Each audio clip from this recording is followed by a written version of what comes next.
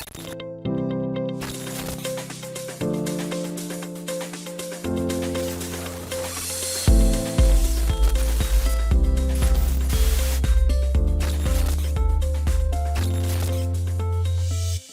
good morning, everyone. My name is Kike, your host today on the podcast White Reflections by Hadufe.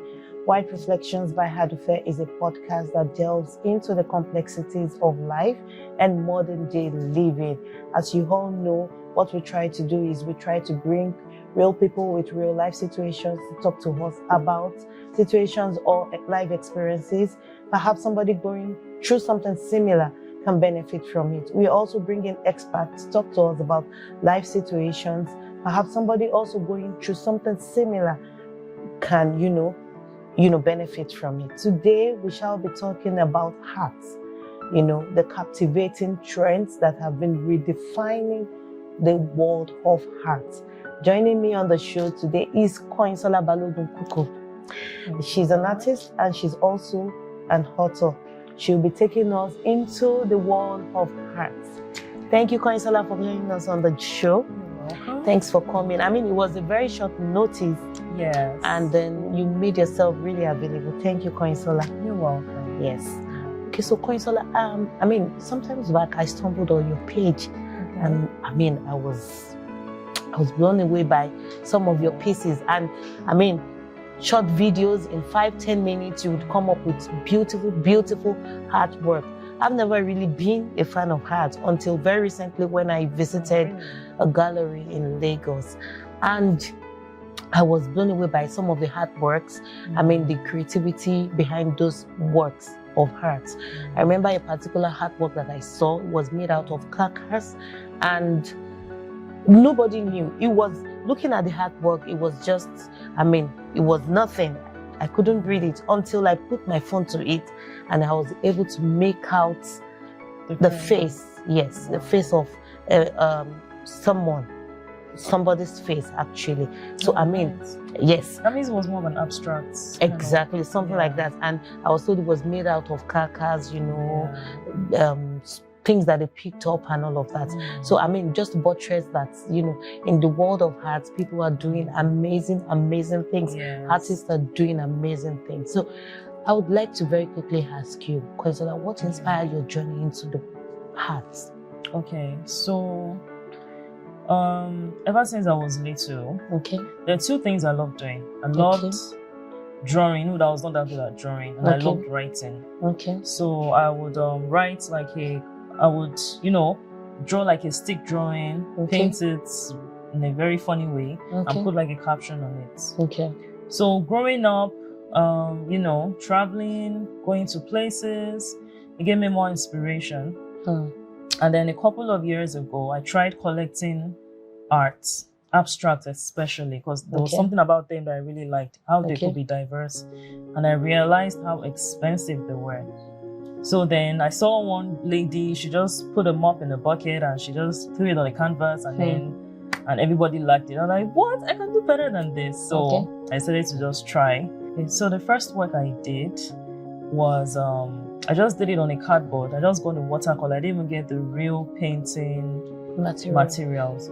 So I just used the watercolor. I just copied someone else's work from the internet and then I framed it. And then I kept it in the house. I didn't show anybody. And then maybe after like 3 weeks, I was like, well, let me just post it on my social media. And then I posted it and people started saying, oh, wow, this is so nice. Oh my God, this is good. Did you do this yourself? And I'm like, really? Okay. So I said, you know what? Let me do more of this. I did the next one and people loved it. So I decided, you know what? I'm going to be doing this. And that is how I started painting, and I loved every bit of it, and I still do. Wow, that's beautiful. I've seen some of your works, and I know that you do amazing, beautiful, art pieces that I have seen. So do you have moments where you feel, oh, this is not good enough, and you don't put it out there? Yes, I do. I have a lot. Because, with abstract art, you should think about it, plan it, but sometimes you don't think, you just paint. And how the inspiration just comes as you're painting, the colors just mix together and you say, oh, this is too dark, let me make it a little bit bright. So sometimes I have something in my head, and all my works now, my motto is I don't copy anybody else's work, so they all have to be original. So that one is another hurdle. Like, all my works are original. I do not copy anyone else's work. So that one is a little bit tasking for me. So sometimes when I have an image in my head or a particular design and I try to put it on the canvas, sometimes maybe one color is too dominant and it overpowers the other color, or the oil and the acrylic paints, they don't have a nice synergy that I want. So when I realize a painting is spoiled like that, I just toss them aside. But there's something about that. Sometimes I say, hey, I don't like this painting, I did rubbish. Somebody else. Yeah, somebody else, oh my God, I love this. Oh my God, I love what you did here. And instead of me to them, oh, that was a mistake. I'm like, okay, well, yeah, I did that on purpose, so take it. So yeah, sometimes it can turn out to be good. So I've heard people say a lot of times that, for artists, so many works, they just come out, by accident. And then you would find out that people love them and they receive them better than even the artist who made the original work and all of that. So I want to really ask, why is it that so many pieces, they come in expensive? Why? So, is it as a result of the materials you use, or the inspiration behind it? I would say most of the time it's not really about the material. I mean, the materials, if you're using a canvas like the one I do, you won't spend a lot of money. Even when you stretch it or prime it, it's not that expensive. But number one, the fact that the artist thought of that idea, then the execution of the idea, and then some artworks, there are two things that makes them expensive. Number one, the name of the artist. Like now, the popular artist, Leonardo DiCaprio, that did the Mona Lisa painting, his name alone, if you should, he's dead right now, but you should paint, even if you just do a stroke like this on a canvas, it will be worth millions of naira, because he has a legacy already. And number two, one thing that makes artwork expensive is the year of the artwork. So the older an artwork is, the more expensive it becomes. Yes, I've gone to a gallery where there was an artwork and the year was 18 something, and that artwork was worth 5 million naira just because of the year. Even if you saw what was on the artwork, it was just bland and just simple, but because of the year. So those two things makes artwork expensive. The year and the name behind it. Yes. So most times renowned artists, they tend to, exactly, their pieces are more expensive than upcoming artists. Exactly. And how does that affect you in any way? Well, for upcoming artists like you. For upcoming artists, okay. So there is for upcoming artists, I think what really helps are probably auctions. When you try to auction your work, I think. Have you ever auctioned any of your work? I haven't. Do you plan on doing that? I plan. Yeah, if I find an opportunity, I will jump right at it. Do you have a gallery? I don't. I just, what I do is I put my artworks in galleries. Yeah, so I give them a commission, and when they sell my work, I get the other profits. So, but I don't have a gallery yet. But that gallery is to the help, because now you're under the umbrella of a popular gallery. So when there are exhibitions, they take your works, they exhibit your works, and the gallery is very good. They can actually sell your work at a high price. So that one too helps. Thank you very much. So how do you get your inspiration? Okay, well, I've said this before. My inspiration is mostly my mood. Your mood. For some reason, yes.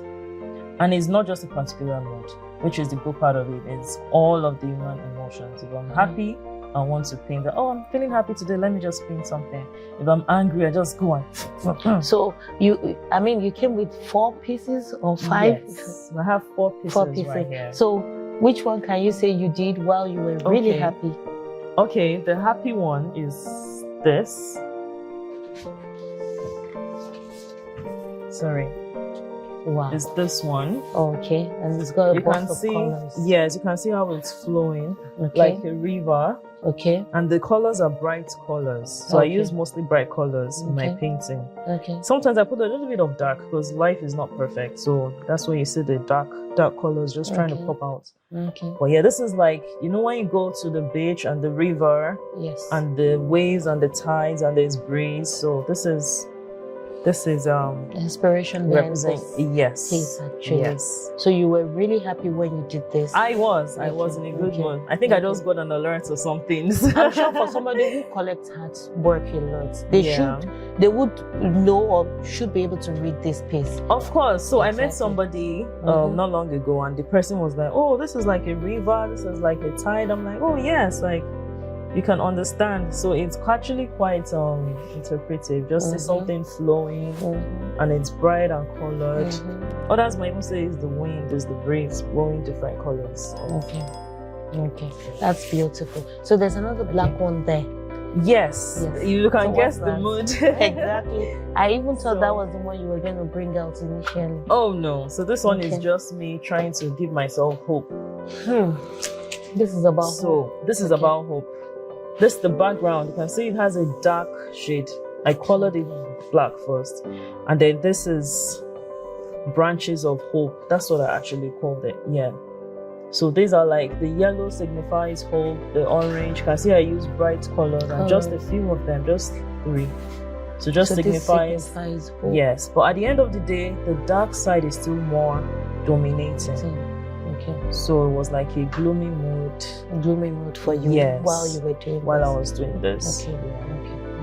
Thank you very much. So very quickly, I want to ask. Thank you. So very quickly, I want to ask. I've seen the trend. Art has been able to bridge the gap between different cultures and community. What's your take on that? Okay, so someone told me that she noticed that at exhibitions and art shows that you see mostly white people that are not even Nigerian, exactly. Which was what I experienced when I visited that gallery that I talked about. Nice. Yes. Yeah, exactly. So there's a way, and when you go for a Nigerian art exhibition, you'll see, the local or the traditional images.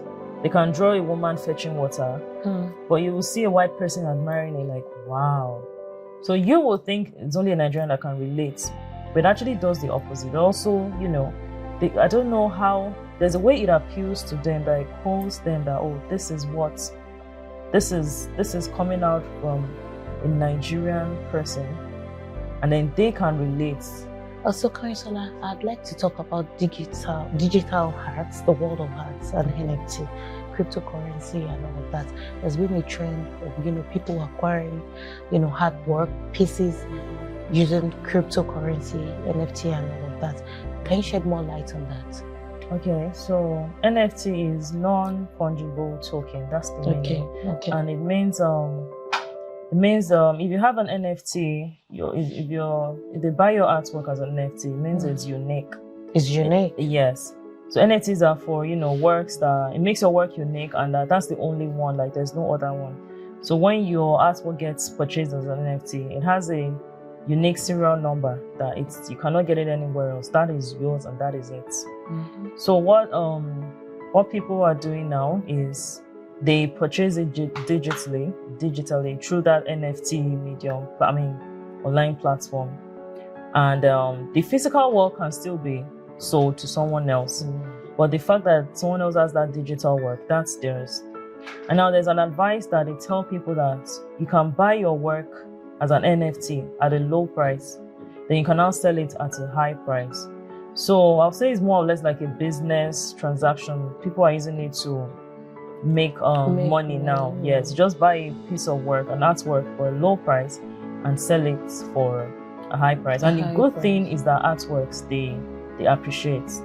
In fact, it's a great form. Yes, it's a great form of investment. I feel people don't really know that yet, and especially where the city I'm from, because an artwork today might not be the same price next year.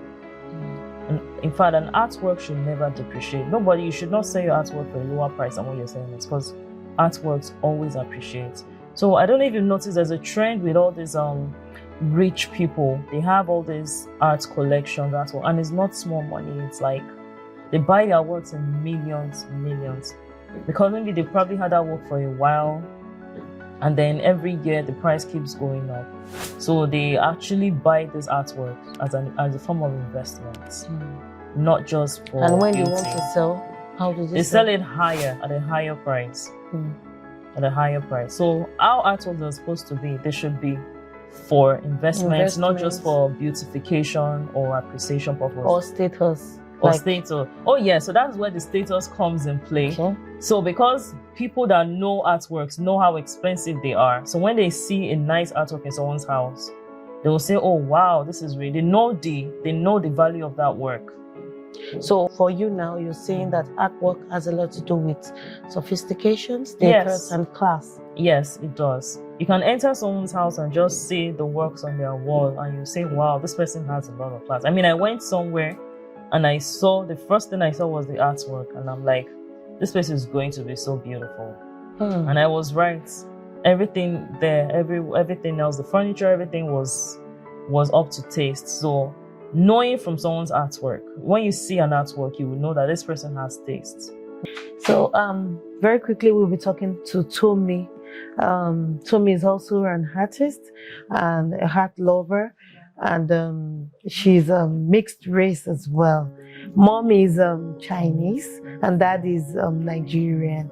Tomi, you're welcome on the show. Thank you so much. Yes. So Tomi, very quickly I want to ask, because I know that you're an art lover as well. I have seen that art has been able to bridge the gap between, different cultures and communities.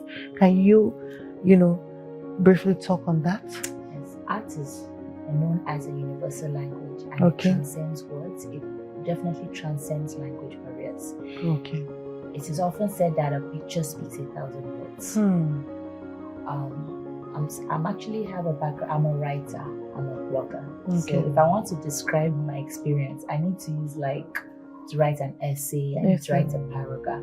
Okay. But if I just paint a picture to depict something about my life, either using imagery, using symbols, lines, colors, hues, I don't need to use words, plenty words. Like somebody that speaks a different language just looks like what Koisala showed you with her colors, it makes her mood. Anybody from any language, any cultural background, any experience can interpret. Just take somebody to look at my art, connect his heart, his spirit with what he's looking at. Just takes your two eyes, read, depict, and feel what it is the artist is trying to communicate. Okay. So that way you've been able to break the gap between. Definitely, like art. That's why African art pieces often attract people of other cultures. Why? As Nigerians, it's an everyday life to us. We take it for granted. It's normal. Like I go to the market, this is what I experience. I hustle under the hot sun. NEPA goes, I light a candle. But imagine an artist depicting a scene in the market at night, like a night market. There's candles, there's kerosene lantern. A lady is backing her baby because, we don't have paid roads. Even those that can afford strollers cannot use it. So you already know what's going on in that most community. Easiest way for a woman, I'm a mom, and yes, I did give birth here. I didn't grow up in Nigeria, but I married and I gave birth, and I had to learn how to back a baby because that's the only way. I don't know how to drive. So that's the only way I can go about my day, unaided, go to church. Baby wants to sleep. You have two babies. How will you hold a toddler and be rocking a baby? And you're in church, you have to back one so that on one hand you can hold your Bible, hold your phone, hold your bag. You can't hold. So if I have that painted, yes, in my artwork, I can hold blog posts about the hassles of motherhood in Nigeria. I literally just painted a scene of myself backing my baby, even in the kitchen, back my baby, have my toddler playing toy on the floor. I would have something going on the stove. I would even show a mop. So what kind of artwork do you do?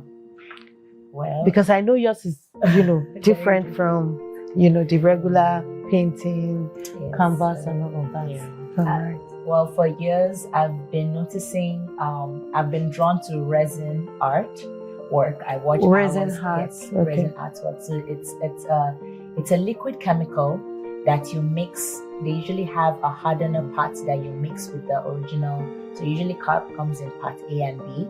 The moment you mix it together, the chemical reaction takes place. It starts to harden. So you literally have about 45 minutes to 1 hour. Like, I have to turn on my timer and start pouring. You mix in your dye, your paint. You could use dye, you could use paint.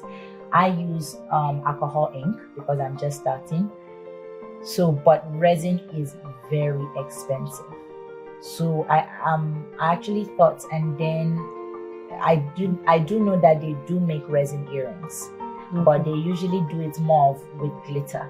Okay. But since I was going for an Arts Fest exhibition at Arnhem Gallery about 3 weeks ago, I was inspired to make a collection for the festival. So I thought of all the... Where? It was at Arnhem Gallery. Okay. Jericho. Beyond the Canvas. Okay. Powered by ODB Studios. Okay. So and then I know the culture that I've been living in, you know, they'll be interested in something that's like a tie and dye. So I mixed, you know, I just had red and white. I mixed it to make pink. Then I had a marble blue, black, white. So I made it like, I don't have it here with me. So I made it like I wanted like a marble effect. I achieved that. And then I had green, which is colors of Nigerian flag. So I mixed like white and green, though I don't have it here. Yes, and then with the remaining of my colors, I mixed together. Then it turned out like a dire batik kind of stuff. But unfortunately, I had to drop it I'm trying to push my products out there. Okay. Yes. So what you're wearing now, is this one of your own? Yes, it's one of mine. Though this is made with acrylics, so this is a modern type of jewelry. Okay. I'll show you because, like I said, the pictures speaks 1,000 words. So for those of you. So this is like tie and dye as well? Yes, this is it brings out a tie and dye effect, kind of. Though I did not. It's just a simplistic. It's a happy. Like I was in a good mood, right? Okay. So it has to do with mood as well? It has to definitely do with mood. Okay. So, so the other ones I have, because of my mixed cultural background, I spent my childhood in India. So this... In India? Yes. So this is from my mandala collection. Oh, what's this? Mandala? Mandala. They call it mandala. Mandala collection. Okay. Design. Mandala. Okay. Very... What's mandala, please? Mandala it's a type of a motif. Okay. You know how in Ankara you have repeating patterns of motif. Yeah, so it's their own style. Okay. It's passed down through so lots of clothes that they have. If you notice the pattern that's printed on their clothes, you have a lot of these repeating mandala patterns. So it's called mandala. Okay. And I'm a singer. What's this? You're singer. I'm a singer. I'm a soprano. So this I call this soprano clef. It's treble clef. Oh. So I love to sing. So that's why it's a heart in a. You know, art is a form of expression. So I guess she's more into art, so I'm more into fashion. So fashion is also an expression of art. Yeah. Yes. I've actually worked on this thing for exactly my outfit. Yes. Fashion of amazing, by the way. Exactly. And I feel like, to me though, your beads is like fire. Like you, to me, like I know that this big sis, she has a fiery personality. Yes. Absolutely. That's what I saw when I saw you. Fire, vibrant, youth, you know. Thank you so much. Thank you. And I love the fact that you've been able to, you know, infuse fashion and art together to, bring out all of this. This is beautiful. Yes. Unfortunately, I don't have any of my Chinese pieces. I bought it, but I did one with my Chinese name on it. Okay. What's your Chinese name? My Chinese name is Mei Qing. Mei Qing. Mei is a character for beautiful. Okay. And then I think Qing Chu. My mom said it's like clear, maybe pure heart, someone that's pure of heart. So do you speak Chinese? I actually do. Okay, please. So can you just? Well, I can speak the basics. So ni men hao, 我叫美清 means hello. My name is Mei Qing. Okay. Yes. Okay. So what does heart look like in China? Oh, what does it look like in China? China is one of the most ancient cultures. So I think Africa dates back. Well, I'm sorry, I'm not a history student, but I know that art in China dates back thousands of centuries. So do they collect? Yes, they do. Chinese appreciate culture and they appreciate history and they keep records. And they have different dynasties. Like, I went to an international school, but I know a little, and I know that they keep records in dynasties. So there's artwork according to the dynasty that it was created in. And I know they are very much into pottery, anything and everything. Pottery. I know they are big on pottery, pottery. They are big into calligraphy. Okay. Brush and ink.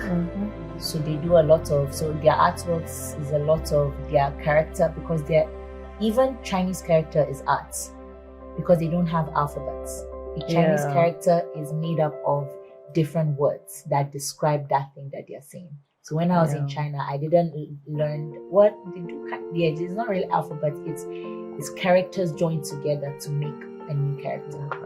Like different strokes. Yes. So there's a whole art of its own that's made of calligraphy. Yes. Stylized words of the character. Depending on the artist's mood, their style of writing, how thick their brush is. I guess the type of ink that they used.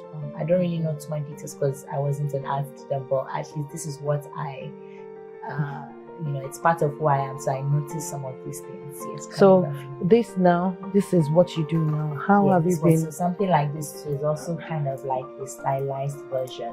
Okay. You can see it through the nylon. It's kind of like a stylized character.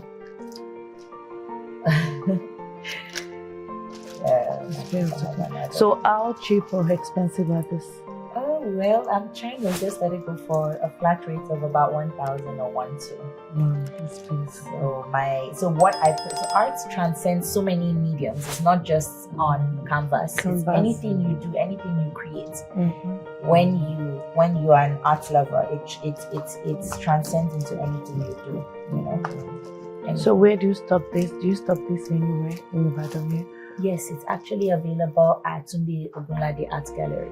Oh. And I'm trying to push it probably to Foodco and some other stores that have their headquarters in Ibadan. Oh, okay. And how has this been faring in the market so far? It's literally very new, just like about 3 weeks old. So it's a new baby project, right? Yes, it's literally a baby project. Okay. Thanks for coming on the show, Tumi. It's been such an honor. Thank you. This has been really insightful. I mean, art transcends, like Tumi just said, everything, fashion, culture, tradition, and all of that. So, I mean, you've heard from Coin, you've heard from Tumi. I'm going to drop the details there, and then you can check out their works. Where do you stock up Coin? I have my works at Tunde Ogunlade Gallery. Okay. And my Instagram. Okay, on your Instagram. So we're going to get all of those details as well as Tumi's works. Yes. And then we'll drop it on the YouTube page. So you can always reach out to them. Thank you. Thanks for joining us on the show. And our viewers, thanks for watching. Till we see you next time. Bye.